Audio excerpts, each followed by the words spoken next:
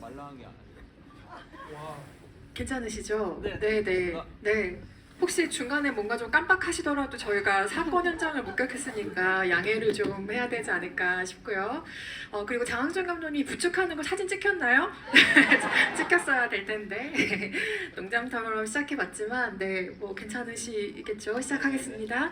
오늘 오신 관객 여러분께 인사 한 말씀씩 먼저 부탁드리겠습니다.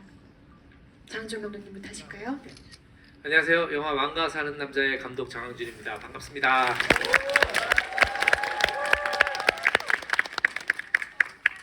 잘생겼다. 들을 때마다 기분 좋습니다. 네, 안녕하세요. 저는 왕가 사는 남자를 통해서 벌써 장항준 감독님과 두 번째 GV를 함께 하게 된 배우 손석구입니다. 반갑습니다.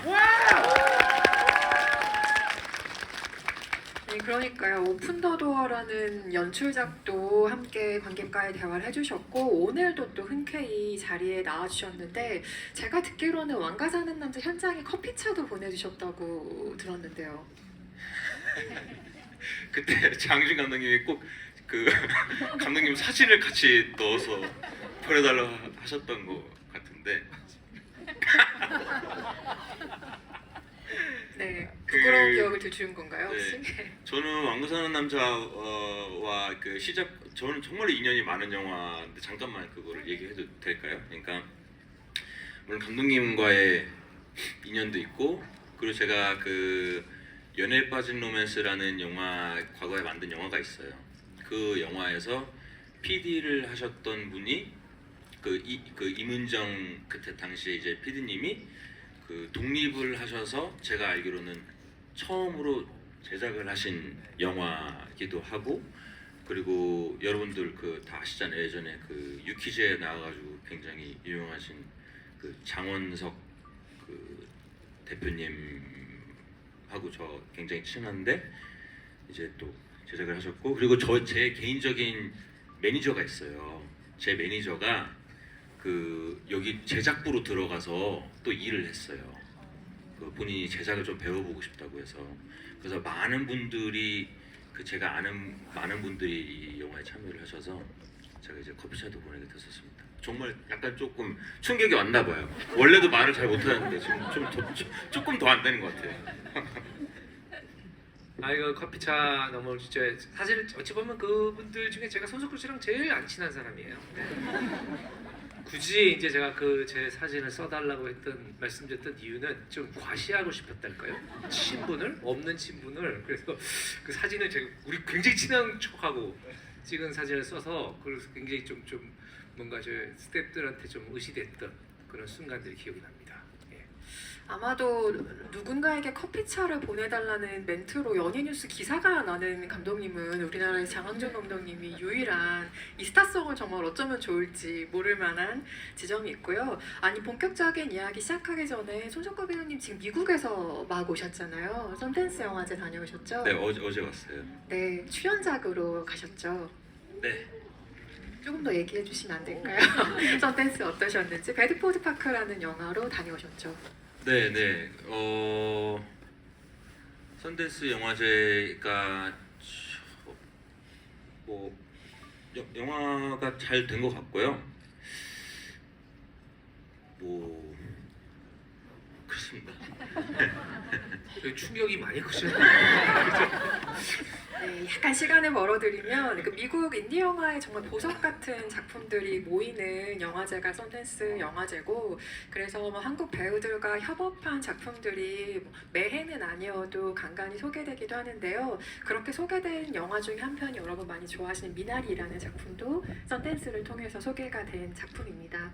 곧 영화제가 개막을 마치고 폐막하는 걸로 알고 있는데 또 어떤 낭보가 들려올지 기대하고 있겠고요. 또 지금 쉬셔야 되는데 말씀을 또 걸어서 너무 죄송하지만 영화 보신 소감도 연이어서 말씀해 주셔야 되거든요. 같은 관에서 막 보신 걸로 알고 있는데요. 일단은 그 제가 평소에 그 좋아하고 되게 팬인 선배님 또 후배 배우분들이 많이 나오시더라고요. 정말 이 역시 감독님의 그 뭐라 그럴까 캐스팅 능력, 캐스팅 소환에 좀 감탄하면서 봤어요. 처음부터 약간 정말 많은 유명하신 그 배우분들이 나와서 그런 연기를 보는 재미랄까 그런 게 저는 굉장히 컸고, 그리고 역시나 저는 그 한 영화 안에서 좀 다양한 장르를 보는 재미가 있었던 영화 같아요. 그 당연히 이제 대한민국에서 그 어떻게 보면은 뭐 다른 장르의 연기도 굉장하시지만 뭐 제가 감히 생각하건대 그런 어떤 굉장히 코믹한 연기의 대가이신 그 유해진 선배님의 그런 좀 코믹한 장르도 있고 액션적인 것도 있고, 그리고 그 굉장히 드라마가 좀 마지막에 가서는 아마 많이 좀 눈물을 흘리신 관객 여러분들이 있으셨을 텐데 그런 좀 드라마적인 것도 강하고 해서 그 여러 가지 장르가 섞여 있는 그 영화여서 좀 만족도가 좀 굉장히 컸습니다. 장항준 감독님의 첫 사극 연출작입니다. 사실 관객들이 시대극, 사극 굉장히 좋아하시지만 연출자 입장에서는 여러 가지를 조율해야 하기에 참 까다로운 장르 중에 하나이긴 한데요. 그럼에도 연출자 입장에서 느끼는 사극의 묘미라는 것 이번 영화로 어떻게 경험하셨는지 궁금합니다. 그 사극은 정말 저도 이제 사실 제가 사극을 하게 될 거라고 생각을 전혀 못했었는데 이제 그 만약에 계유정난 얘기면 안 했을 것 같아요. 세조가 단종의 왕위를 찬탈하는 데까지가 대부분 지금까지 만들었던 이야기들이잖아요. 그 이후의 단종 얘기라는 게 저한테 더 훨씬 더 와닿았던 것 같고, 약간 느낌이 뭐냐면 실패한 정의의 뒷모습 같은 것들을 보여줄 수 있는 좀 다른 얘기를 할 수 있을 것 같다 라고 생각해서 이제 하게 됐는데 진비를 해야 될 것이 상당히 많더만요. 네, 그래서 약간 뭐 귀찮았다고 생각하면은 이상하지만은 많은 스태프들하고 진짜 일이 한 2.5배 정도 더 늘어나는 것 같아요. 네. 그리고 많이 생각하게 되고 공부를 많이 했어요. 그래서 공부를 많이 하고 이게 맞나 저게 맞나 이런 것들도 계속 고민하게 되고 한 씬 한 씬 계속 고민하면서 찍었던 것 같습니다. 예. 아무래도 뭐 디테일한 고증 문제라든지 정말 여러 가지로 2배, 3배로 신경 쓰실 게 많았어야 하는 장르이기도 하죠.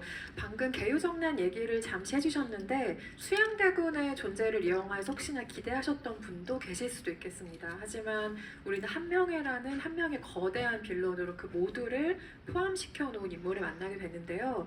저는 그래도 끝까지 조금 기대하면서 보았던 것 같아요. 뭐 실루엣이라도 수양대군이 등장하지 않을까? 단종과의 관계에서 워낙 중요한 인물이기 때문에요. 그래서 예컨대 뭐 한명회와의 대화씬이 짧게 등장하진 않을까 뭐 이런 생각들을 해보기도 했는데 그 존재를 드러내지 않는 게 처음부터 일관된 선택이었는지 궁금하더라고요. 근데 그거 처음부터 수양대군은 나오지 않는다라는 원칙을 세웠고 그런 느낌이 있어요. 진짜 거대한 악은 드러내지 않아요. 진짜 힘은 보이지 않아요.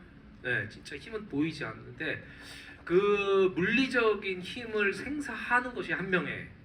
한명회는 세조가 가진 어둠의 권력과 힘을 모두 포함한 대상이고 등장하지 않았던 가장 큰 또 이유 중에 하나는 수양대군이 등장하는 순간 그게 수양대군으로 보이는 게 아니고 배우로 보일 것 같은 거예요. 예를 들면 또 어떤 분한테 제가 카메오 출연을 부탁드렸을 거 아니에요. 이정재 씨랑 해달라고 했을 거야. 근데 그 순간에 몰입이 깨질 거라고 생각했어요. 어떻게든 나오는 순간에, 그 짧은 순간에. 그래서 저는 사실 카메오라는 거는 원래 기본적인 그 지금 많이 좀 변질됐는데 카메오는 관객이 못 알아봐야 카메오거든요. 예를 들면 히치콕 감독이 자기 영화에서 버스 운전기사로 나온다든지 뭐 지나가는 행인으로 나온다든지 원래 이게 카메오의 의미인데 지금 뭐지 굉장히 좀 위트 있는 특별 출연 같은. 그래서 그것들은 처음부터 전혀 고려를 안 했었어요.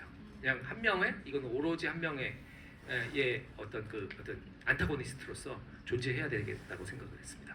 네. 방금 히치콕 얘기해 주시니까 그의 영화에는 언제나 그 사람이 등장을 하죠. 마틴 스코세이지도 가끔 카메라 뒤에서 서 있다가 본인이 출연하고 싶은 장면을 꼽아서 연기하는 경우도 있는데 장항준 감독님이 본인의 연출작에서 카메오로 등장하신다면 언젠가 어떤 모습일지 또 기대가 되는 답변이기도 합니다. 그때 한번 우리가 잘 찾아보기로 하고요. 손석구 배우는 언젠가 기회가 닿는다면 사극 출연을 꿈꾸세요? 왜냐하면 배우의 어떤 성향에 따라서 누군가에게는 전혀 좀 닿지 않는 장르일 수도 있다고 생각하거든요. 네, 저는 좀 닿지 않는 배우 같아요. 제가. 근데 뭐 한 번은 하지 않을까요? 네, 뭐 그러는데 그거 언제 될지는 잘 모르겠지만 좀 그렇게 잘할 수 있을지는 모르겠어요. 저게 그러니까 조금 더 상상력을 많이 발휘하지 않으면 내가 하나 그 다른 누가 하나 다르지 않을 수가 있는 장르가 좀 사극인 것 같아요.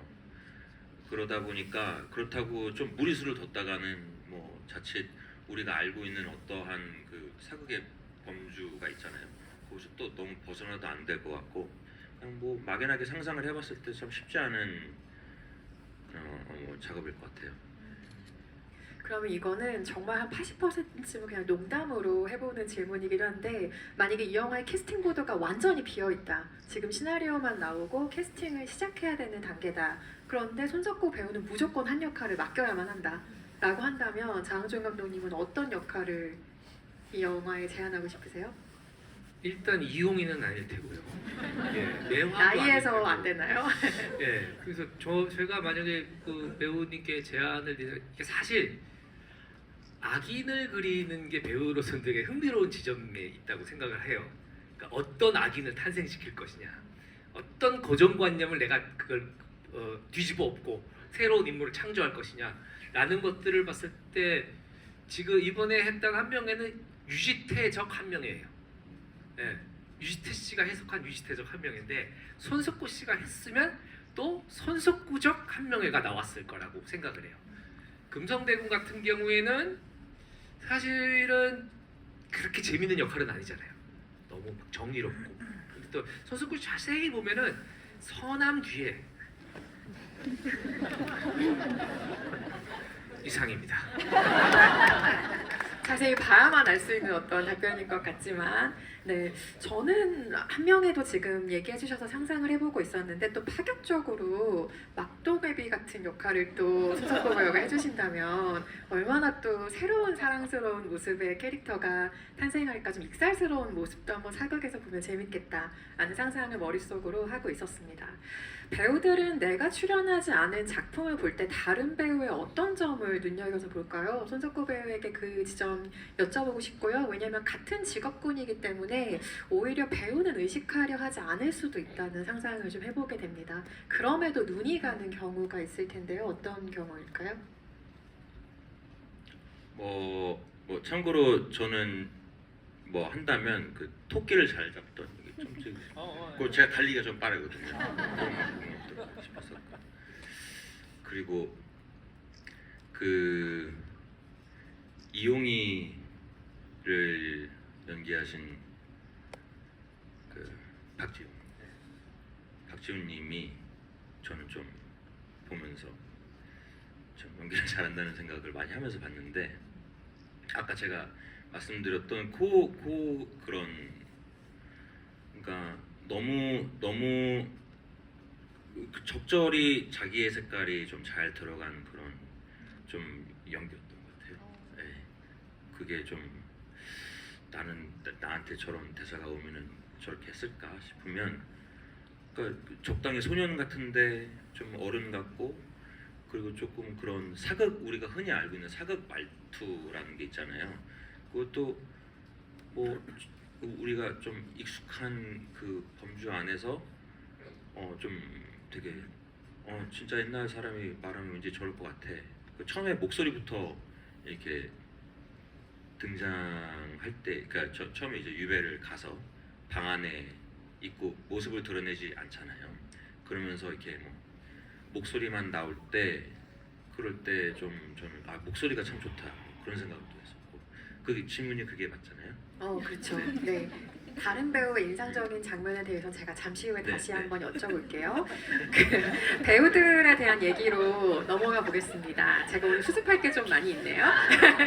연출 데뷔작을 함께한 배우는 연출가에게 정말 각별한 의미일 것 같아요. 2002년에 한국 영화에 진짜 걸출한 코미디 영화가 하나 탄생을 했죠. 라이터를 켜라 라는 장항준 감독님의 데뷔작, 연출 데뷔작이 박수가 나오네요.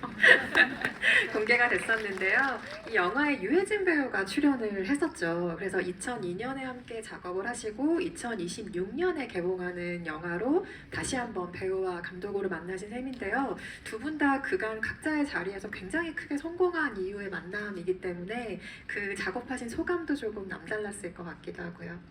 네, 저는 2002년도에 이제 유해진 씨를 그때 처음 만났어요. 처음 만났고 이렇게 좀 친해졌어요. 왜냐면 좀 그런 게 그 사람이 좋더라고요. 그냥 그 사람의 좀 겸손한 태도도 참 좋았고 연기를 대하는 방식들도 참 좋았고 그래서 감독과 배우로 만났는데 이제 제가 나이가 같은 것 같아요. 친구하자.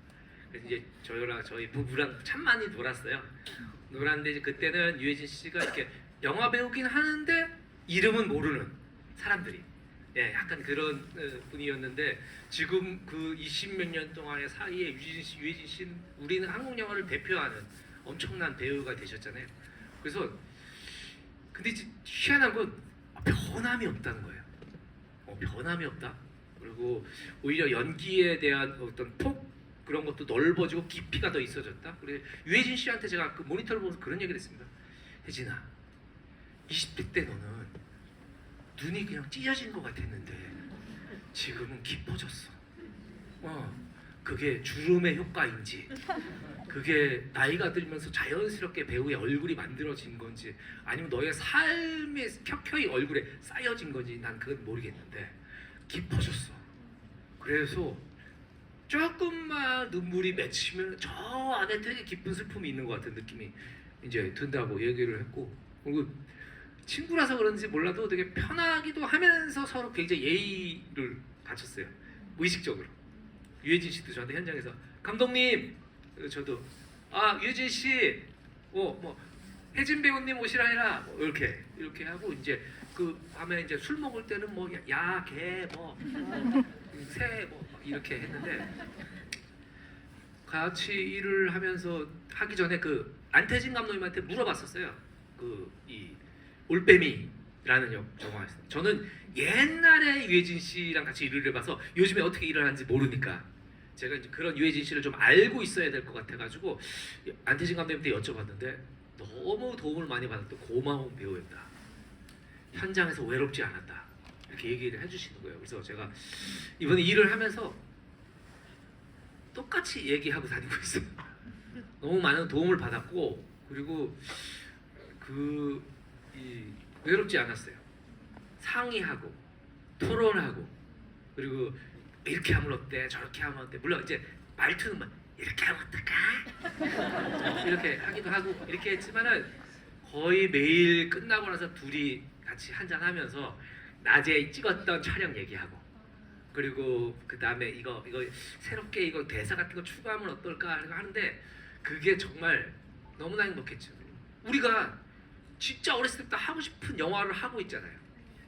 각자의 자리에서 한 작품으로 하고 있고 그 작품 얘기를 하면서 우리 술 먹으면서 친구들끼리 얘기를 하고 게다가 돈도 받잖아요.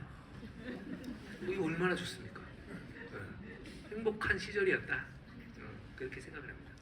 옆에서 지금 표정을 보는데 정말 너무 행복해 보이셔서 지켜보는 것만으로도 기분이 진짜 좋고요. 저는 유해진이라는 이름은 왕가 사는 남자의 진짜 든든한 믿을구석이라고 생각해요. 물론 장항준 감독의 연출을 기대하시는 분들도 계실 거고 뭐 박지훈 배우의 연기 혹은 다른 배우들의 참여를 기대하시는 분들도 당연히 많으셨겠지만 나머지 분들의 이름은 기대감에 조금 더 가깝다면 어떻게 이 영화를 만드셨을까? 하셨을까 혹은 어떻게 표현하셨을까의 기분 좋은 퀘스천 마크에 가깝다면 정말 확실한 믿을 구석은 유혜진이라는 이름이었던 것 같고 저는 경력이 이렇게까지 오래된 배우에게서 기대하는 바가 충족된다는 건 정말 힘든 일인 것 같아요. 하지만 관객이 기대하셨던 바 그대로 어쩌면 그 이상을 유해진 배우가 이 영화에서 보여주셨다고 생각을 하고요. 그리고 후배 배우가 돋보일수록 굉장히 너른 품을 내어주셨다는 생각을 이 영화를 통해 굉장히 많이 하게 됐어요. 여러 가지로 정말 믿을 구석의 배우였다라는 생각이 들고요. 그 이렇게 깔려진 판 안에서 우리는 박지훈이라는 엄청난 배우를 이 영화를 통해 재발견을 하게 됩니다. 단종의 마지막 모습을 생각해보면 그 슬픈 눈의 클로즈업으로 끝나게 되죠. 근데 이 숏이 아무래도 박지훈 배우의 캐스팅 이후에 결정된 숏이 아니었을까라는 짐작을 좀 해보았는데 눈이 워낙 좋은 배우니까요. 네, 단종의 마지막에 처리를 두고 혹시 박지훈 배우 캐스팅 전후가 달라진 것이 있을까요? 놀랍도록 날카로운. 네. 그 사실은 원래 시나리오에는 아내 모습이 전혀 없었어요. 이 줄을 당기는 사이에 전혀 없었고 콘티를 짤 때도 아내 내용 모습이 안 그렸어요. 왜냐면 비극은 문 밖에 있는 자들의 것이라고 생각했어요. 비극을 받아들인 태도는. 네, 그 단종이 죽어간 방이 아니고 문 밖에 있는 사람들. 원래 비극은 살아있는 사람들이 느끼는 감정이잖아요. 네, 그래서 오히려 단종에 가시는 최후는 아무도 보지 않았으면 좋겠다고 이제 생각을 했는데 이제 박지훈 씨하고 계속 이제 계속 촬영을 하면서 마지막 순간에 눈을 보고 싶다. 안 쓰더라도 찍어놓자가 된 거죠. 그래서 했는데 역시나 너무 깊은 눈으로 슬픔을 잘 표현해 주셨고 내가 진짜 이 배우의 빛나는 20대를 카메라에 담을 수 있어서 너무 행운이었던 것 같습니다. 예. 영화계가 앞으로 진짜 많이 찾을 이름이 될 것 같죠, 박지훈 배우. 뭐 여러 작품으로 사실 연기 경력이 짧지 않지만 약한 영웅이라는 시리즈, 장항준 감독이 그 시리즈를 보고 캐스팅하셨다고 밝히기도 한 약한 영웅 시리즈가 이 배우를 정말 눈이 확 뜨이게 발견하게 했다면 이 영화는 거의 날개를 달아주는 작품이 아닐까 싶어요. 앞으로 어떤 연기를 보여주실지 너무너무 기대가 되는 얼굴을 다시 한번 만나게 된 것 같고요. 그런데 그 말씀하신 것처럼 문 밖에 사람들이 비극을 느낄 수밖에 없는, 관객들도 덩달아 너무 비극적인 감정이 되고야 마는 그 단종의 세상을 떠나던 날의 촬영 당일의 현장 분위기가 너무 궁금하더라고요. 왜냐면 이게 너무 중요한 장면이고 스태프와 배우들 모두에게 좀 긴장감과 침묵과 이런 게 좀 맴돌았을 풍경을 상상하게 되더라고요. 아침부터 긴장. 항상 우리 이 영화 찍을 때는 거기 앞에 아까 배소 보셨지만 너무 예쁘잖아요. 그게 사실 카메라에 제대로 안 잡혔어요. 그 앞에 그 풍경이나 이런 것들이. 그거는 뭐 촬영 감독님이 잘못한 거겠죠. 아무튼간에 그 풍광들이 너무 좋고 날씨도 너무 좋았어요. 항상 기온도 너무 딱 사람이 지내기에 좋고 너무 항상 좋은 분위기였는데 이제 그 씬을 찍는 날은 아침부터 모두 긴장한 상태로 일어나서 침묵 속에서 일을 시작했어요. 누구 하나 큰 소리 현장에서 안녕하세요 이런 말 아무도 안 하고, 그리고 이제 저도 이제 제 자리에서 준비를 하고 있는데 이제 저희 분장 하시는 선생님이, 송정희 선생님이 이제 톡이 온 거예요.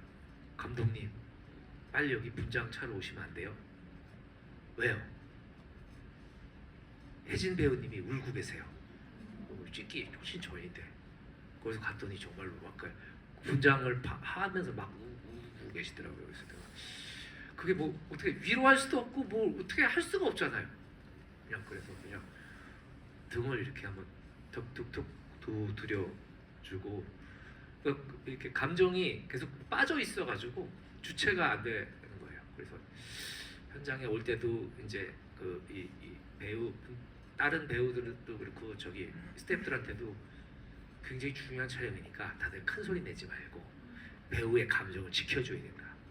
그래서 되게 조심스러웠고, 그리고 박지훈 씨가 이제 잠깐 이 밖에서 잠깐 둘이 만났대요. 만났는데 박지훈 씨가 이렇게 인사를 했대요. 그래도 후배니까 이제 안녕하세요 선배님 이랬는데 예진 씨가 보고 절로 가라고. 손짓으로 하고 그냥 시선을 외면해 버렸다는 거예요.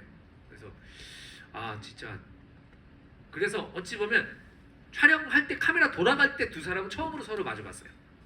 그 전까지 서로 마주보지를 않고 대사도 맞춰본 적이 없고 그냥 날것의 감정 그대로 네, 가서 했는데 정말 두 분이 너무 좋은 연기를 보여주셔서 감사하다고 생각하고 진짜 아 이렇게 배우들 덕을 제대로 보는구나. 네, 약간 날로 먹을 수 있어서 너무 좋았어요.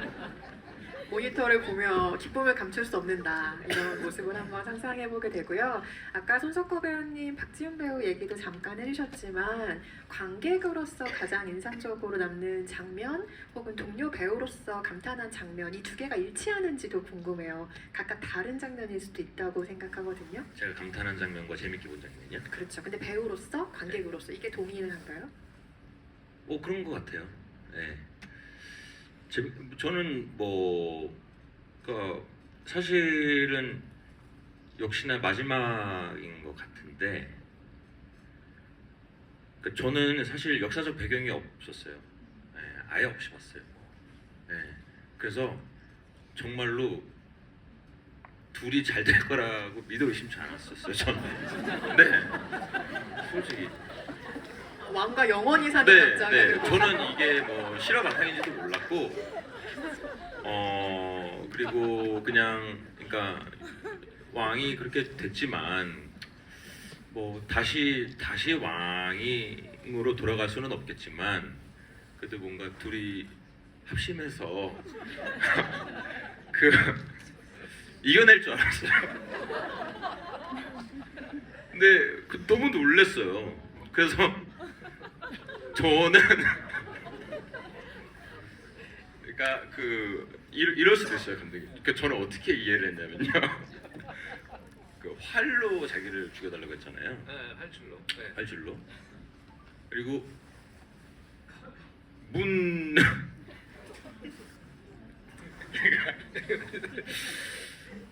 죄송합니다. 최근에 이렇게 웃긴 얘기 들어본 적이 없어요. 너무 듣고 싶습니다.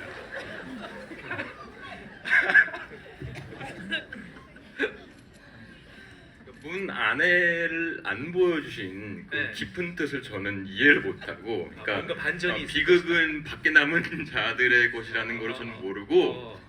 그 반전인 줄 알았어요. 아. 사실은 없었지. 아. 밖에서 그럴 수 있겠네요. 그렇게 보실 수가. 그러니까 저처럼 무식한 사람들은 그렇게 보는 사람도 한 1000에 1명 있을 거예요. 아. 그러니까 막 했지만 거기 밖에 있는 이제 포졸들이라고 할까요? 네. 속이고 그런 거 있잖아요. 원장하고 보면은 하고. 뭐 저기 뭐 이렇게 침리로 해서 도망가 있고 예. 사실 이렇게 막 죽인 척하고선 하고선 뭐 저는 누군가 살려주고 그래가지고 거기서 밖에 또 뭐가 이렇게 있을 줄 알았어요. 나쁘지 않은데요. 근데 정말로 죽은 거예요. 네. 그래서 이제 그 시신을 싸서 강에 흘려 보낼 네. 때도 얼굴이 안 나오잖아요. 네. 저는 그때도 아닐 거야.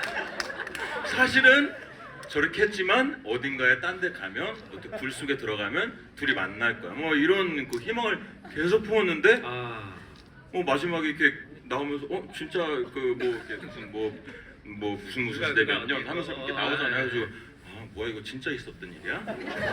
그러면서 이제 했는데 그러니까 더 슬펐어요. 뭐 진짜 죽은 거야? 그치요. 네. 뒤를 아예 모르시니까. 네. 와. 그리고 너무 이제 코믹하게 시작을 했기 때문에 네. 또 그게 나름의 반전이었던 것 같아요. 제가 아까 전에 여러 장르가 있다고 네, 하는 게 네. 그렇게 하다 보니까 마지막에 이제 유해진 선배님이 그 슬퍼하는 모습들이 저는 이렇게 보면서 가끔 그런 감정적인 연기 같은 것도 말씀을 하셨지만 네네. 그거 진짜 쉽지 않아요, 그런 게. 그렇죠. 네. 근데 그리고 사실은 저는 유해진 선배님처럼 오래 연기를 한 거는 당연히 아니지만 어느 정도 하다 보면 솔직히 그게 더 안 되는 것 같아요. 그러니까 패기 있던 신인 시절보다 더 그 감정 연기를 쉽게 포기하게 되는 것 같아요. 왜냐면은 그 편집의 기술이라든지 촬영의 기술에 내가 10분 도움을 받을 수 있다는 거를 어느 정도 눈치채고 나서부터는 그렇게까지 안 해도 되지 뭐 이렇게 할 수가 있거든요. 근데 거기에서 정말로 그러니까 온 힘을 다해서 연기하시는 네. 게 저는 배우로서도 그렇고 관객으로서 그러니까 배우로서는 감동이었고 관객으로서는 충격이었고 뭐 그렇습니다. 네. 혼자 스릴러를 보신 줄 계속 쪼이면서 진짜 아니 지금 여러 가지로 혼란스러우시겠네. 시차 적응도 안 됐지. 지금 영화도 충격적이지. 올라오면서 머리도 다쳤지. 시차 적응도 여러분 좀 있어요. 그것도 좀 감안해 주시기 바랍니다. 제가 만약에 시차가 아니었으면 맞다 중학교 때 좀 배웠던 것 같아 이렇게 했을 수도 있는데 그렇습니다. 믿습니다. 그리고 혹시 관객석에 나는 손석구 배우랑 똑같이 생각했다 있을 수 있거든요. 혹시 계세요? 있네. 아 손을 드신 분들이 계시네요. 네 외롭지 않게 네, 소수 의견이 아니었다는. 네. 이게 진짜 스포일러네요. 그러네요. 정중근 게. 네, 의도하지 않은 스포일러가 돼버렸는데 아니 그럼 연이어서 이렇게 한번 질문 드려볼게요. 어몽도와 단종의 그 관계성을 어떻게 보셨는지 궁금한 게 누군가는 좀 애틋한 부자 관계, 그러니까 유사 부자 관계처럼 보이기도 하고 너무나 어린 나이에 아버지를 잃었던 소년이기도 하니까요. 느슨한 의미에서 이게 또 브로맨스의 관계처럼 보이기도 하잖아요. 어떤 관계성으로 읽으셨어요?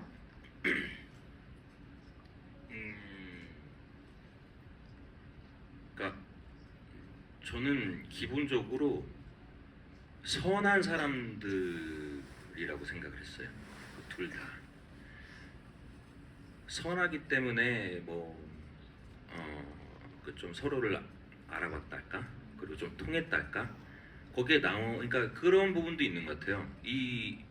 그 보통은 이제 브로맨스라 함은 다른 지점에서 시작해서 같은 지점으로 가는 부분이 좀 많다고 저는 보거든요. 그래서 실제로 저는 보면서 아까 전에는 우스갯소리로 토끼 잡는 용이라고 얘기했었지만 저는 사실은 제가 이거 보면서 저는 하고 싶었던 캐릭터는 그 성함이 뭐였었죠? 유재석 선배님 그 캐릭터 홍도. 네. 홍도가 저는 좀 관심이 갔어요. 왜냐하면 제가 만약에 연기를 한다면 저는 어몽도를 굉장히 야비하게 했을 것 같아요. 그러니까 나만의 순전히 나의 개인적 사심을 채우기 위해서 저 사람을 이용하고 철저하게 계산되고 야비하고 치사하게 하다가 아마 좀 동화되는 그런 저는 아크를 좀 개인적으로는 그렸을 것 같아요. 근데 여기에서 근데 이제 그 해석은 배우분들마다 또 감독님마다 또 이렇게 만드는 분에 따라 다른 거니까. 근데 여기에서는 그와는 좀 반대로 굉장히 그 선한 자들이 만나서 거대하게 좀 맞서게 되는 그런 부분이었었는데. 네, 선한 사람들과의 만남이라는 관계성으로 네, 그런 관계성으로 저는 읽으셨다. 봤고 저게 저런 식으로 해석이 됐구나. 나는 아마 저 대본을 봤으면 다르게 봤을 것 같은데 그런 생각을 했던 기억이 납니다. 근데 손석구 씨가 말씀하신 게 상당히 일리 있는 게 저도 처음에 관계 설정을 그렇게 갖고 왔거든요. 처음에 흥도와 홍이의 관계는 상인과 손님이에요. 그 어몽도는 상인이에요. 저 사람으로 이득을 보려는. 네, 저 사람을 유치해가지고 이득을 보려는 상인인데 이제 거기서 이제 뭔가 틀어지기 시작하죠. 틀어지면서 어쩔 수 없이 모셔야 되는 상전과 하인 같은 관계로 가다가 조금씩 마음을 열기 시작하면서 이제 친구 밥 먹는 신부터 친구가 되었다가 마지막 이용이가 선택하는 지점에 앞에 서서 아들을 바라보는 아버지가 되거든요. 저는 실제로 어몽도라는 분이 세조가 이용이를 죽인 다음에 강에 시체를 버리는데 이걸 시체를 건지면 삼족을 멸한다고 기록에도 있어요. 삼족을 멸한 다음에 친척들 다 죽이는 거거든요. 내가 잘못하면. 그런데 어떤 사람, 어떤 대단한 장수, 어떤 대단한 충신도 그 시체를 못 건드렸어요. 그래서 상당히 오랜 기간 동강에 떠다녔어요. 부패하면서 그 썩은 시체를 목숨을 걸고 가서 건져서 장사를 치른 사람이거든요. 부모만 할 수 있다. 네, 이거는 부모만이 할 수 있다라고 생각해서 그 관계성의 부자는 최후의 상황이 아니었을까. 그런데 아까 말씀하신 그거 맞아요. 그 상행 같은 내 이득을 취해야 되니까. 예. 그런 부분도 충분히 있죠. 아니 그래서 이 둘의 관계가 영화가 진행이 될수록 너무 애틋하게 그려지기 때문에 그 관계에 서서히 동화되는 과정을 관객이 겪게 돼요. 그러면 어떤 바람을 갖게 되냐면 역사적인 사실의 끝을 알고 있지만 이게 영화적인 판타지가 있으면 좋겠다. 그러니까 영화가 할 수 있는 허구 엔딩이 좀 있으면 좋겠다라는 바람까지 영화를 보면서 가게 되더라고요. 그래서 예컨대 뭐 단종이 떠나는 건 어쩔 수 없지만 떠난 이후에 뭐 예를 들면 어몽도의 꿈 장면을 추가한다던가 이런 식의 좀 뒷이야기, 판타지를 허락하는 방식을 고민하신 적이 있는지 궁금했어요. 일단은 그 어몽도가 그 단종의 시신을 수습하는 과정에서 잠깐 회상 같은 게 들어가잖아요. 사실은 그건 회상이 아니고 환상 같은 거예요. 예, 언젠가 있을 법한 환상 같은 거. 원래 시나리오 없었던 건데 유해진 씨가 이런 거 해보면 어떻겠냐고. 그러니까 괜찮을 것 같은 거예요. 찍어서 손해볼 거 없잖아요. 그리고 사람들이 다 있는데. 저는 좀 그런 유연한 방식들을 좋아하거든요. 그리고 유해진 씨가 엄청난 흥행을 한 배우잖아요. 왠지 믿음이 가요. 아니 그런 게 있어요. 그 기운이라는 게 있어요. 그래서 안 쓰면 그만 편집해서 드러내면 되지. 이거 찍는데 오래 걸리지도 않고. 그래서 해서 그것들을 찍어갖고 넣었는데 그 장면이 우리 관객들 모니터 시사할 때도 가장 평점이 높았던 장면으로 나왔던 것 같고, 개인적으로 시나리오를 수정하면서 들었던 생각은 이 뒤가 너무 역사가 뻔하니까, 물론 이제 안 그러신 분들도 있지만 이게 이제 금성대군이 그냥 한양으로 진격을 해서 세조를 끌어내리고 다시 단종을 왕이 안 치는 장면에서 끝났으면 좋겠다. 그렇게 되면 이제 일이 커져요. 굉장히 일이 커져요. 역사를 완전히 바꾸는 거고 대규모 전투씬이 나와야 됩니다. 한 4, 50억이 더 들어가요. 이제 그리고 역사 왜곡 뭐 난리가 나겠죠. 그러면 이제 유작이 되는 겁니다. 그거를. 근데 이 비근한 예로 그렇게 하는 것도 생각해볼 수 있지 않을까라고 잠깐 생각했던 이유가 그 쿠엔틴 타란티노 감독의 버스터즈라는 영화 있어요. 거기 이제 그 히틀러 암살을 하려고 하는 그 특공대 같은 사람들의 얘기인데 거기서 히틀러를 죽여요. 역사를 바꿔버립니다. 그런데 그게 그 타란티노 감독의 가장 큰 흥행작이에요. 전 세계적으로. 그래서 우리도 할 수 있지 않을까 했는데 이게 또 사실 역사적인 실존 인물도 다루는데 항주 쫄린 거죠. 그래서 그냥 있는 것만으로도 잘 준비해서 해보자 이렇게 된 겁니다. 마지막 질문 공통 질문으로 두 분께 하나 드리고 마이크를 관객석으로 넘기려고 하는데요. 장항준 감독님의 여러 작품이 있고 색채가 정말 다양하죠. 그런데 저는 이 영화를 직전작의 리바운드랑 조금 연결해서 읽게 되는 면이 있었습니다. 왜냐하면 이기지 않는 서사라는 공통점이 있기 때문인 것 같아요. 이 사람들의 승리 혹은 어떤 식의 성취를 관객들이 계속 기대하면서 가게 되지만 끝내 원하는 승리는 이루지 못하는 이야기가 되거든요. 그 이야기가 남기는 여운이라는 게 분명히 있는 것 같아요. 어떤 여운이라고 생각하시는지 두 분께 의견 여쭤보고 관객석으로 마이크 넘기겠습니다. 저는 이 작품은 이게 역사적인 또 사건이고 우리 역사에서 그런 사건들이 많지만 사실 정의가 불의한테 진 사건이에요. 크게 보면. 그래서 조선이라는 나라의 역사의 물줄기가 바뀐 큰 사건이기도 하거든요. 근데 이제 항상 저는 역사를 대할 때 그렇게 생각해요. 성공한 영모는 인정받아야 하는가? 그리고 실패한 정의는 실현되지 못한 정의는 잊혀져야 하는가? 실현되지 못한 정의를 기록하고 기억하는 것 자체가 후대에 우리가 할 일이 아닌가? 그래서 사실 이 영화에 있어서 저한테는 그런 점들이 되게 중요했어요. 아무도 거들떠도 보지 않는 이제 세조 승자는 세조잖아요. 세조가 왕위를 찬탈하고 자기가 왕이 됐잖아요. 그리고 자기 조카를 죽여버린 사건이잖아요. 그런데 사람들은 세조가 왕위를 뺏는 서스펜스만 기억을 해요. 스릴과 서스펜스 그리고 그 폭력성만 기억을 하고 그 뒤에 단종이 어떤 마음가짐을 가지고 귀향을 갖고 거기서 어떤 최후를 맞이해야 돼. 인간 이홍이에 대한 시선이 빠져 있어요. 그리고 피해자니까 당연히 나약할 거라고 생각을 합니다. 어떤 역사 기록에도 단종이 나약하다는 기록은 없거든요. 네, 오히려 어렸을 때부터 총명하고 할아버지인 세종대왕의 사랑을 듬뿍 받았고 그리고 수많은 신료들이 앞으로 성공이 될 자질이라고 해서 굉장히 기대를 했던 그런 어린 왕이었는데 패배자는 나약함의 동의어가 아니잖아요. 네. 반드시 패배한 사람이 나약해서 패배한 건 아니거든요.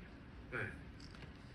어떤 여러 가지 이유로 패배했겠으나 그래서 저는 그런 패배한 사람이 좀 뒷면 아무도 우리가 보지 않으려고 하고 아무도 비추지 않았던 그런 것들을 좀 보여드리고 싶었다. 네, 그렇게 말씀드리고 싶습니다.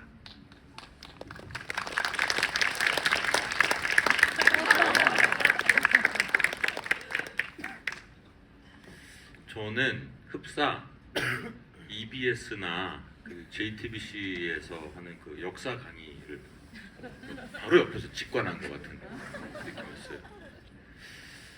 근데 듣다 보니 맞는 말인 것 같아요. 저도 사실은 저부터도 자극적이고 그 승리하는 사람의 통쾌한 이야기를 항상 보는 것 같아요. 특히나 요즘에는 더.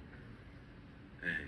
그래서 뭔가 저도 미처 깨닫지는 못했지만 이게 그런 면에 뭐가 다르지라는 거를 제가 딱 집어내질 못하다가 그 부분인 것 같네요. 네, 뭐라고 하셨었죠?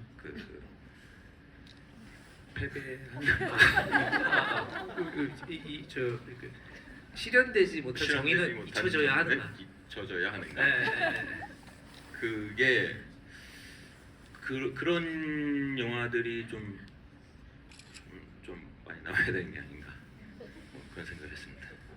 근데 생각해보면 손석구 배우의 출연작 중에서도 그런 게 있죠. 뭐 전 지금 머릿속에 댓글 부대가 싹 스치고 지나갔는데 그것도 무언가의 성공의 성취의 이야기는 아니니까요. 그래서 그때 손석구 배우 얼굴 클로즈업 장면이 지금 싹 스치고 지나가는 경험을 하기도 했습니다. 관객석에서 질문 있으신 분 손 들어주시면 마이크 전달 드릴 텐데요. 선물이 준비되어 있습니다. 스페셜 굿즈 복주머니 세트 드린다고 하거든요. 장항준 감독님이 가장 첫 질문하실 분 한번 지목해 주실까요? 예, 그러시겠죠. 저는 저 러브 항준이, 러블리 항준이. 네. 왜냐면 저거 이제 집에서 준비해 오신 거 아니에요? 네, 준비했어요. 네네. 말티즈 그림까지 붙여오셨네요. 네. 이제 눈물자가 없어지실 것 같아요. 아유, 감사합니다. 네, 너무 재밌게 봤습니다. 네. 제 질문은요. 네. 이거는 역사니까 모두가 아는 결말이잖아요. 네네. 손석구님 빼고. 네, 근데 이런 얘기를 할 때 부담감은 없으셨는지 궁금합니다. 사실 그거 자체가 굉장히 부담스러웠어요. 그래서 처음에는 이제 안 하려고 했죠. 네, 이거 왜냐면 이제 너무 결말을 다 알고 있고 어떻게 비틀 수도 없고 뭐 이렇게 돼가지고 그리고 투자받기가 거의 힘들 거라고 생각을 했어요. 그래서 사실은 투자받는 거에 대한 기대도 크게 안 하고 그냥 청춘을 한 6개월 정도 시나리오 쓰는데 날려도 나쁘지 않겠다. 물론 이제 청춘이라는 말에 의문을 제기하시는 분들 계실 거예요. 네. 중춘을 한번 진짜 젊었을 때 그냥 막 기약 없이 해볼 때 있잖아요. 그렇게 지금 한 번은 해보는 것도 나쁘지 않겠다 했는데 기적적으로 투자가 되고 배우분들이 다 합류를 해주셔가지고 하게 됐는데 사실은 되게 좀 투자가 될 거라고 생각하면서 쓰는 시나리오는 아니에요. 그냥 되게 운이 좋았고 그리고 전 또 뭐 생계는 또 예능으로 가능한 상황이었어요. 네. 그리고 그냥 가끔 한국 영화에서 하지 않은 시도 같은 것들이 가끔 박수 받는 때가 있잖아요. 그거는 누군가 계산 없이 해야 되거든요. 네. 요게 요즘에 스릴러가 잘 되니까 나 스릴러 해야지 이렇게 계산하고 하면 그거 발전이 아닙니다. 그거는 그냥 시류에 편승하는 거지. 그건 잘 될 수도 없고 항상 다른 각도로 다른 이야기로 계산하지 않고 해왔던 게 제가 아는 영화인들은 그렇게 했거든요. 그런 것들이 아주 감사하게도 투자자들은 투자해 주시고 배우분들은 또 같이 참여해 주시고 제가 여러분들께 이 작품을 보여드릴 수 있는 날이 그렇게 오게 된 것 같습니다. 네. 아 정말 UX 역사 강의 같은 멘트부터 한준 쫄 같은 멘트까지 오갈 수 있는 스펙트럼은 진짜 유일하실 거예요. 네, 다음 질문도 받아보겠습니다. 손석구 배우님이 한번 지목해 주실 수 있을까요? 네, 저기 저 맨 끝에 모자 쓰고 회색 후드. 네, 손 들고 계신 분이요. 네. 네, 안녕하세요. 2시간이 어떻게 갔는지 모르게 몰입해서 영화를 잘 봤습니다. 이 영화의 가장 큰 매력은 캐릭터 운영 능력이 좀 탁월했다라고 생각하는데요. 저는 감독님한테 2가지 질문 드리고 싶은데, 첫 번째는 하고 많은 이야기 중에 이 개유정난 속 이 어몽도라는 인물을 영화로 그려야겠다 결심한 포인트가 궁금하고, 두 번째는 영화를 만드실 때 가장 중시하는 것, 이 하나만 영화에서 살릴 수 있다면 남기는 감독님만의 좀 가장 지향점 이런 게 궁금합니다. 영화를 하시는 분이 그죠? 하시는 것 약간 같은 날카로운 질문이- 질문인데. 그죠? 네. 영화를 하시나요? 굉장히 그 날카로운 질문 상당히 당황스럽습니다. 농담이고요. 영화에서 제일 전에 이제 이준익 감독님이 그런 말씀하셨어요. 영화에서 가장 중요한 3가지가 있는데, 첫 번째는 시나리오, 두 번째는 시나리오, 세 번째는 시나리오다. 그만큼 시나리오의 중요성을 얘기해 줬는데, 사실 거기서부터 모든 것들이 출발해서 시나리오가 가장 중요하다고 생각하고, 그 다음엔 저는 연기라고 생각해요. 결국 그 관객분들이 보시는 건 배우를 얼굴을 통해서 감정을 보시는 거잖아요. 예. 그래서 이 시나리오는 배우분들하고 같이 일을 하기 위한 설계도라고 생각하고, 설계도에는 디테일이 없는 경우들이 있습니다. 아주 러프한 스케치라고 생각해요, 시나리오는. 그래서 저는 작업할 때도 배우분들한테 입에 맞게 다 고쳐도 상관없다고 말씀을 드려요. 당신의 말이어야지 나의 대사에서는 그 책상에서 쓴 글은 말이 될 수 없다고 생각해요. 기본적인 가이드만 있을 뿐이지. 그래서 놓치기 싫은 2가지라고 얘기한다면 시나리오와 배우. 왜? 배우, 연기 잘하는 배우, 그리고 배우가 표현해 주는 것들이 우리가 할 수 있는 유일한 표현 방법이라고 생각을 하고, 앞에 거가 까먹었어요. 운동. 우리가 이제 그런 지점이죠. 진짜 용기를 낸다는 것은 어떤 것인가? 어몽도가 보면 이 극 안에서 항상 굉장히 좀 뭐랄까 나의 이득이 되는 것들만 이제 선택을 해요.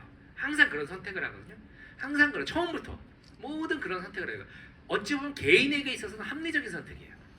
이 결정이 나한테 유리한가 아닌가, 내가 손해 봐야 되는가, 손해 보면 안 되지, 그러면 나 이득을 봐야겠어, 이렇게 하는 것이 나한테 나의 안위를 위해선 좋아 라고 계속 자기에게 유리한 선택들을 합리적인 선택들을 해나가요. 그런데 마지막 순간에, 가장 중요한 순간에 비합리적인 선택을 하거든요.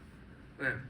비합리적인 선택을 했던 그 한 줄, 두세 줄의 역사만으로도 이해되지 않는 사람의 감정을 상상하고 보여주고 싶어라고 나할까? 예, 그래서 어몽도라는 분을, 어몽도 뭘 얘기하려고 했는데, 영월에 가면 장릉이라고 단종 임금님의 묘가 있어요. 그게 어몽도가 시신을 수습한 다음에 그냥 매장한 그 자리예요. 거기서 위치가 바뀌지 않았어요. 그 위에 다른 건축물들을 엮어가지고 이제 장릉이 돼 있는데, 그 장릉에서 불과 얼마 안 떨어진 곳에 그 어몽도의 묘도 있고, 그리고 어몽도 기념관이라고 있는데 지금은 아마 동상만 있을 겁니다. 그 동상이 뭐냐면, 물에 빠져 있는 젖은 골룡포를 입은 단종을 어몽도가 안고 있는 장면이에요. 물 속에서 막 끄집어내서. 그 동상이 굉장히 슬퍼요. 그래서 유해진 씨랑 이제 촬영하기 전에도 그걸 가면서 보면서 이 둘이 묘했죠. 이게 사실은 600년 전? 600년 전 사람이잖아요. 600년 전 사람을 연기해야 되는 사람과 600년 전의 이야기를 전체적으로 만들어야 되는 사람이, 우리 누구도 이름도 모르는 그 동상을 만든 누군가에게 영감을 받은 거죠. 그래서 이건 진짜 할 가치가 있다. 이 추모를 그 슬픈 애도 애도를 대하는 우리의 태도가 어몽도에게서 느껴지지 않을까. 그런 것들이 저한테 큰 끌림이 있었던 것 같습니다. 동상은 거의 지금 상상해보면 거의 피에타 느낌의 어떤 맞아요. 피에타 느낌이 밑에 있을 비슷해요. 것 같은 네, 그리고 생각이 드네요. 거기 아마 그 인터넷에 보면 인터넷 I can speak Korean only. Yes, yes, sure. Why not? 그 거기 사진에 어몽도 동상을 보면 너무 그 제가 드린 말씀 뭐죠? 너무 슬퍼요. 그 눈빛, 동상의 눈이 그렇게 디테일하게, 난 그 동상 만드신 분이 누군지 모르겠는데 너무 잘 만드셨어요. 영월시에서 상 주셔야 돼요. 네. 아니 그 보통 잘 만든 영화의 경우에 이게 꼭 있는 것 같아요. 어떤 표정을 보고 싶다. 나는 굉장히 디테일한 욕망이 그 영화를 굉장히 디테일하게 만들어 간다는 생각을 하거든요. 그래서 어떤 이야기를 하고 싶다, 뭐 어떤 사회상을 그리고 싶다도 중요하지만 그리고 싶은 표정에 얼마나 제작진과 배우가 집중하느냐에 따라 어쩌면 그 한 끗의 완성도가 달라질 수 있겠다라는 생각을 하는데 왕가 사는 남자가 왜 잘 나왔는지 알겠네요. 지금 답변으로 더 가늠할 수 있었습니다. 아, 감사합니다. 다음- 그 이제 한 가지 제가 원래 말을 하는 걸 좋아합니다. 그러니까 이해해 주시고 그 이분이 그래서 장례를 치러요. 어몽도 이분이 장례를 치르고 이제 그 묘에 묻고 숨어 살아요. 평생을. 아 진짜요? 네. 정확히 어디서 사망했는지도 몰라요. 네. 그렇죠. 그러니까 숨어서 살아요. 그러니까 모든 인생을 그냥 다 포기한 거예요. 가족들도 다 뿔뿔이 다 숨어 살아요. 평생을. 그거 정말 어려운 일입니다. 분이 진짜 슬프네요. 그죠? 네. 그죠. 이거 봐. 찾아보세요. 진짜 슬퍼요. 이게 무슨 너무 슬퍼. 네, 거의 정말 위인의 이야기를 생각하게 하네요. 아까 제가 미처 말씀 못 드렸는데 더 많은 질문을 받기 위해 질문을 하나씩만 양해 부탁드리겠습니다. 맨 앞에 손 드신 분께 마이크 드릴까요? 다음은 사이드로 갈게요.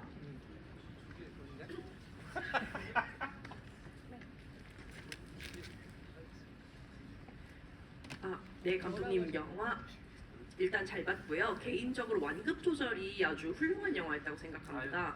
웃기는 장면에서는 정말 크게 웃을 수 있고 울 수 있는 장면에서는 크게 울 수 있는 영화였었는데요. 손석구 배우님과 장항준 감독님 같은 경우에는 그런 어떠한 완급 조절을 가장 위에서부터 가장 밑에까지 끌어올리고 내리게 하는데 어떤 포인트를 신경 쓰시는지 궁금합니다.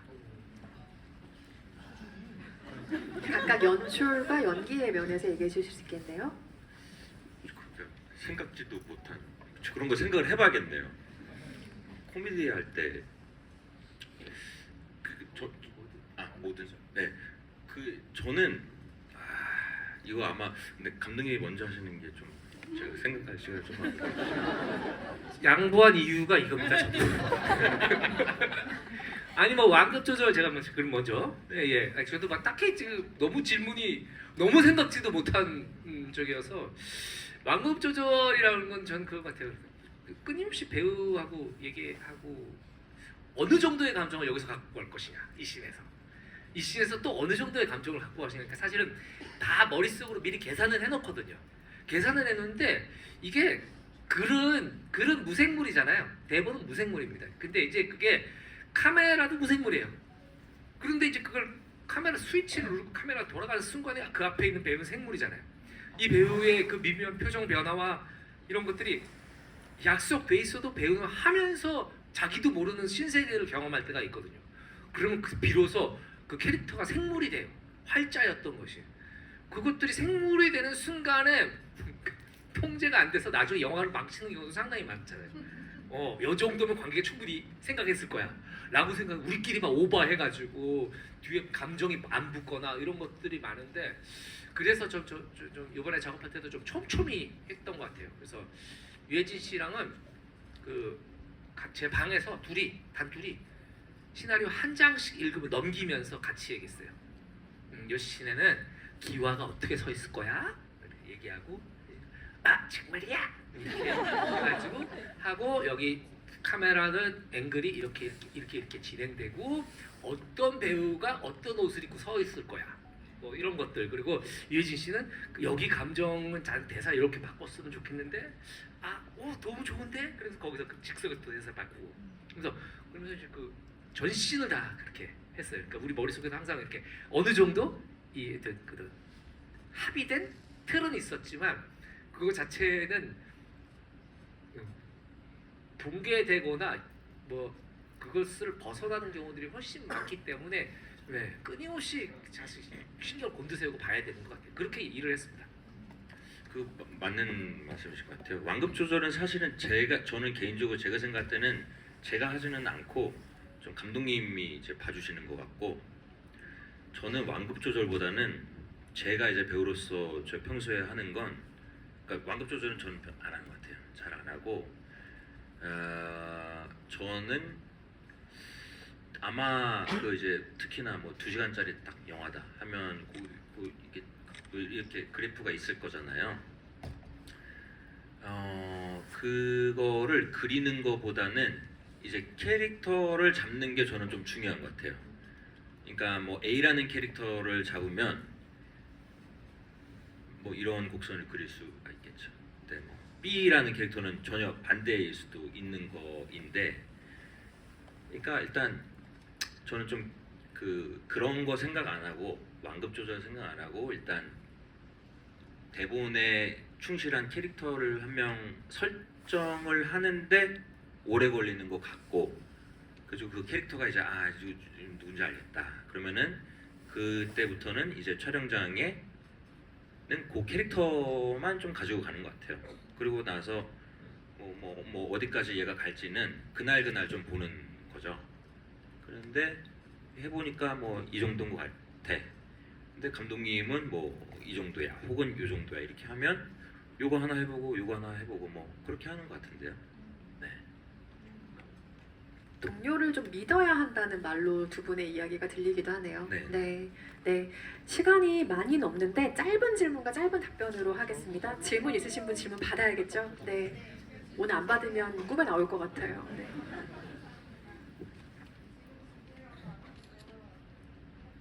마이크 드시고 말씀드릴게요. 감독님, 제가 일단 거기 23년도 이럴 때 그때 이제 라디오에서 방송 같이 하실 때 그때 막 그 라디오 막 이름 짓고 막 이럴 때 팬들 그때부터 되게 팬이었어요. 그때 제가 되게 우울한 시기를 보내고 있었는데 네. 그 라디오를 들으면서 어머 이런 사람이 있나? 막 이런 생각이 들었었거든요. 네, 그래서 나도 진짜 감독님처럼 저렇게 밝게 다시 극복하고 잘 살아야겠다 이렇게 용기를 갖게 돼서 그래서 오늘 집으로 온 것도 제가 부안에서 왔어요. 아이고. 네, 그래가지고 감독님 보고 싶어서 아이고. 진짜 올라왔고요. 그리고 실제로 이제 저는 TV나 유튜브에서는 되게 좀 왜소하시고 되게 가벼워 보이셨는데 아까 입장하시는데 너무 귀골이 장대갖고 제가 저도 모르게 멋있다 이렇게 진짜요? 말이 나온 거였어요. 어이구. 네, 아니, 실물이 너무나 멋있으셔서 예. 네, 제가 다 퍼뜨리려고 지금 아유. 준비를 하겠습니다. 이거 몰래 카메라는 아니잖아요. 네네, 진짜 너무 멋있어서 놀랬고요. 감사합니다. 네, 예. 그리고 제가 이 영화를 보면서 네. 이제 느낀 거는 이제 단종 이용희님, 그다음에 어몽도 이제 감독님은 항상 TV나 뭐 이렇게 유튜브나 이렇게 방송에서 하실 때 나는 너무너무 중요한 순간에도 우리 어머니 아버니가 전화가 오면 전화를 받는다. 네. 그래서 항상 가족이 1순위고 나는 항상 다른 사람보다 가족을 가장 소중하게 여기는 사람을 존중한다. 네. 이런 말씀을 많이 네. 하셨잖아요. 네. 근데 지금 어몽도 같은 경우는 산들이 멸한다고 하는데도 그거를 감수하고 그리고서는 이렇게 시신을 수습했잖아요. 네. 근데 저는 궁금한 게 감독님 주위에는 너무나 좋은 분들이 많고 그러신데 감독님 가족을 제외하고 네. 부모님이라던가 형제자매라던가 그 이제 예쁜 따님이라던가 아내라던가 그분을 제외하고 진짜 단종 같은 분이 마음에 있으신지 그게 정말 너무 궁금해요. 그 목숨을 걸고 하라니? 없습니다. 네, 뭐 이렇게 왜냐면 저와 제 가족의 안위가 훨씬 중요하기 때문에 사실은 그런 것 같아요. 저는 일제 강점기 때 만주를 가서 독립운동했던 분들을 왜 우리가 잊지 말고 왜 박수를 쳐줘야 하냐면 보통 사람은 할 수 없는 일을 한 거예요. 이순신 장군 같은 분들이라고요. 그 개개인들이 다 모든 그 안정적인 것들 그리고 모든 위험을 다 무릅쓰고 가족들한테 가족들이 얼마나 만류할지도 눈에 보이지만 나는 모두를 위해서 난 나라를 위해서 가겠다. 네. 그거 자체 그래서 우리는 그분들을 기억하려고 하는 거고 그래서 항상 그분들에 대해서 이제 좀 우리가 박수 치고 그리고 또 좀 그분들을 애도하는 거라고 생각하거든요. 저는 그렇게 못합니다. 이게 쉽게 할 수 없는 일이기에 네, 영화로 맞아요. 만나는 쉽게 어떻게 합니까? 이야기인 것 같기도 하고요. 정말 죄송합니다. 마무리해야 될 시간이 돼서요. 끝인사 한 말씀씩 들려주시고 자리 마무리해야 될 것 같습니다. 손석구 배우님부터 인사 전해주실까요? 저는 오늘 영화도 재밌게 봤지만 또 진즉에 알고 있어야 할 우리의 역사를 배운 것 같아서 참 뿌듯한 시간이었고요. 그리고 언제일지는 모르지만 감독님이 또 다른 영화를 만들 때 그때 제가 출연이던 지부이던 이렇게 해서 또 같이 즐거운 시간 보냈으면 좋겠습니다. 저는 감독님 너무 좋아요. 감사합니다. 여러분들 손석구 씨를 배우로서도 많이 좋아하시지만 자연인으로서도 얼마나 매력적인 분입니까? 얼마나 맑고 투명하고 그리고 또 뭐라 그러죠? 다들 계산만 하면서 사는 것 같잖아요. 요즘 현대 어떤 첨예화된 끝에 서 있는 분들은 손석구 씨 너무 이렇게 없는 친분인데 커피차도 보내주고 지구이도 두 분이 하는 건 정말 어려운 일입니다. 역사에 대해서 좀 모르면 어떻습니까? 제 은인이나 마찬가지라고 생각해요. 네. 저도 다음 작품 대본 더 재밌게 잘 써가지고 우리 손석구 배우님과 같이 일할 수 있는 기회가 됐습니다. 네, 두 분의 란데뷰 그리고 또 각자의 차기작도 기다리고 있겠고요. 그 전에 왕가 사는 남자의 흥행이 중요하죠. 오늘 집에 함께 해주신 여러분의 입소문이 정말 중요합니다. CGV 에그 실관람평 이벤트 진행하고 있으니 많은 참여 부탁드린다는 이야기 전해드리고요. 2월 4일 극장 개봉 앞두고 있습니다. 명절에 가족들과 또 보시면서 오래도록 이야기 나눌 작품인 것 같고요. 많은 응원 부탁드리겠습니다. 인사드리겠습니다. 감사합니다.